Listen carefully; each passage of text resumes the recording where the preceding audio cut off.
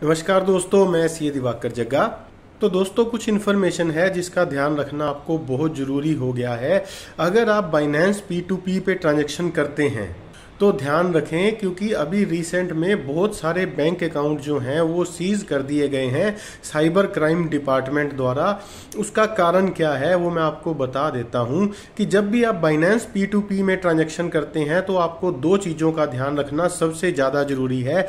सबसे पहले तो ये कि क्रिप्टो पे इंडिया में prevention of money laundering act 2002 लग चुका है, जिसका सिंपल मतलब मैं आपको ये बता देता हूं कि जिसके साथ भी आप ट्रांजैक्शन कर रहे हो क्रिप्टो की, उसका KYC आपके पास होना चाहिए। यानी कि अगर आप बायर हैं, सेलर हैं, तो आपके पास उसका KYC होना चाहिए। अगर आप इंडियन एक्सचेंज के थ्रू कर रहे हैं तो KYC वहां पर उनके पास होता है। लेकिन अगर आप बाइनेंस जैसी क्रिप्टो एक्सचेंज पर करते हैं या जब आप P2P ट्रांजैक्शन कर रहे होते हैं दोस्तों, तो उस केस में KYC जो है वो नहीं होता है।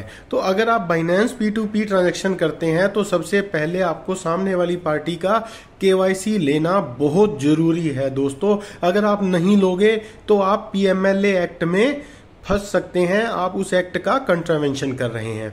उसके बाद जो दूसरा रूल है दोस्तों, जब आप क्रिप्टो बाय करते हो, P2P में बाय कर रहे हो, चाहे आप बाइनेंस क्रिप्टो एक्सचेंज के थ्रू कर रहे हो, तो आपको 1% TDS काटना है। ये इनकम टैक्स का रूल है।